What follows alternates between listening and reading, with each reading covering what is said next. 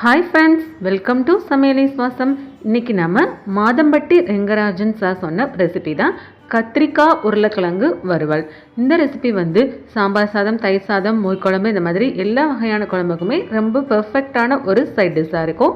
வாங்க இது எப்படி பண்ணலான்னு பார்க்க வீடியோக்குள்ளே போகலாம். அதுக்கு நான் இன்றைக்கி இந்த மாதிரி 2 பெரிய சைஸ் வந்து உருளைக்கிழங்கு எடுத்து வச்சுருக்கேன். அது கூடவே வந்து 4 பெரிய சைஸ் கத்திரிக்காய் வந்து எடுத்து வச்சுருக்கேன்.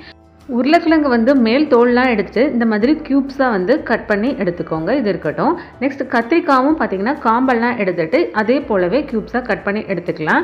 கத்திரிக்காய் வந்து தண்ணியில் போட்டு வச்சுருங்க. இந்த மாதிரி தனித்தனியாக எடுத்து வச்சிடலாம். இப்போ ஸ்டவ்வில் வந்து ஒரு பேன் ஹீட் பண்ணிக்கோங்க. அதில் 4 ஸ்பூன் அளவுக்கு ஆயில் வந்து ஆட் பண்ணிக்கலாம். ஆயில் ஆட் பண்ணிவிட்டு ஆயில் நல்லா ஹீட் ஆகி வரும்போது இதில் நம்ம 1 ஸ்பூன் அளவுக்கு வந்து சோம்பு வந்து ஆட் பண்ணிக்கலாம்.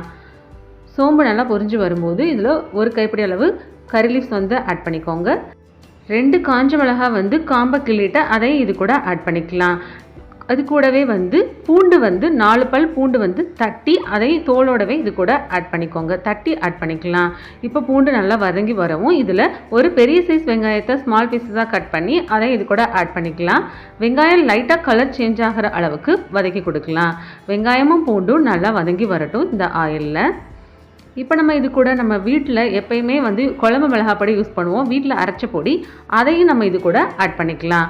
அப்படி இல்லைன்னா 1 ஸ்பூன் அளவுக்கு சில்லி பவுடர், 2 ஸ்பூன் அளவுக்கு மல்லித்தூள் ஆட் பண்ணிக்கோங்க. ஆட் பண்ணிவிட்டு நல்லாவே மிக்ஸ் பண்ணி கொடுத்துக்கலாம். அந்த மசாலாவோட ஸ்மெல் போகிற அளவுக்கு ஆயிலில் நல்லா ஃப்ரை பண்ணி கொடுத்துக்கோங்க. இப்போ இந்த மசாலா கூட நம்ம ஃபஸ்ட்டு உருளைக்கிழங்கு மட்டும் ஆட் பண்ணிக்கலாம். ஆட் பண்ணிவிட்டு ஒரு 2 நிமிஷம் மட்டும் வதக்கி கொடுக்கலாம். ஏன்னா உருளைக்கிழங்கும் கத்திரிக்காயும் வந்து வேகிற டைமிங் வந்து மாறுபடும். அதனால் நம்ம ஃபஸ்ட்டு உருளைக்கிழங்கு வந்து மசாலாவோட ஆட் பண்ணிவிட்டு ஒரு 2 to 5 மினிட்ஸ் மட்டும் அதை பாயில் பண்ணிவிட்டு அதுக்கப்புறம் நம்ம வந்து கத்திரிக்காய் ஆட் பண்ணும்போது ரெண்டுமே ஈவனாக வந்து குக் ஆகி கிடச்சிருக்கும். இப்போ நம்ம தேவையான அளவு சால்ட் ஆட் பண்ணிக்கலாம். சால்ட் ஆட் பண்ணிவிட்டு ஒரு நிமிஷம் மட்டும் வதக்கி கொடுத்துட்டு ஒரு லிட் போட்டு க்ளோஸ் பண்ணி 5 மினிட்ஸ் மட்டும் வச்சிடலாம். உருளைக்கிழங்கு வந்து ஒரு 50% வந்து வெந்து வந்துடும். பாருங்கள், இந்த அளவு உருளைக்கிழங்கு வந்து வெந்து வந்துருச்சு. இப்போ நம்ம இது கூட வந்து கட் பண்ணி வச்சுருந்த கத்திரிக்காயை ஆட் பண்ணிக்கலாம். கத்திரிக்காய் ஆட் பண்ணிவிட்டு அந்த மசாலாஸோட நல்லா மிக்ஸ் பண்ணி கொடுத்துக்கோங்க.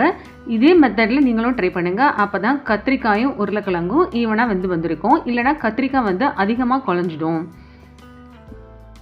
நீங்கள் வந்து இதில் நான் வந்து ஒயிட் கத்திரிக்காய் எடுத்திருக்கேன். நீங்கள் கலர் கத்திரிக்காய் எந்த வகையான கத்திரிக்காயும் கூட நீங்கள் ஆட் பண்ணிக்கலாம். இந்த மாதிரி ஒரு 2 நிமிஷம் மசாலாஸில் நல்லா வதக்கி கொடுத்துடுங்க.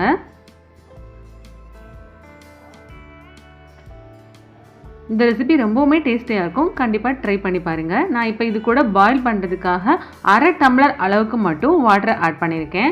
வாட்டரை ஆட் பண்ணிவிட்டு மிக்ஸ் பண்ணி கொடுத்துட்டு ஒரு லிட் போட்டு க்ளோஸ் பண்ணி வச்சுடுங்க. சிம்மில் வச்சிடலாம்.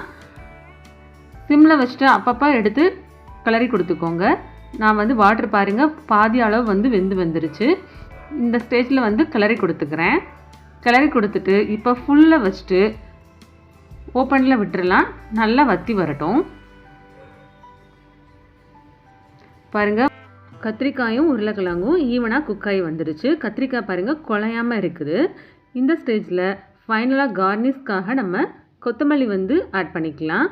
ஸ்மால் பீஸாக கட் பண்ணி ஆட் பண்ணிக்கோங்க. இப்போ நம்ம ஸ்டவ் வந்து ஆஃப் பண்ணிடலாம். இந்த ரெசிபி உங்களுக்கு பிடிச்சிருந்துச்சுன்னா மறக்காமல் நம்ம சேனலை லைக் அண்ட் சப்ஸ்கிரைப் பண்ணி வச்சுக்கோங்க. Thank you friends.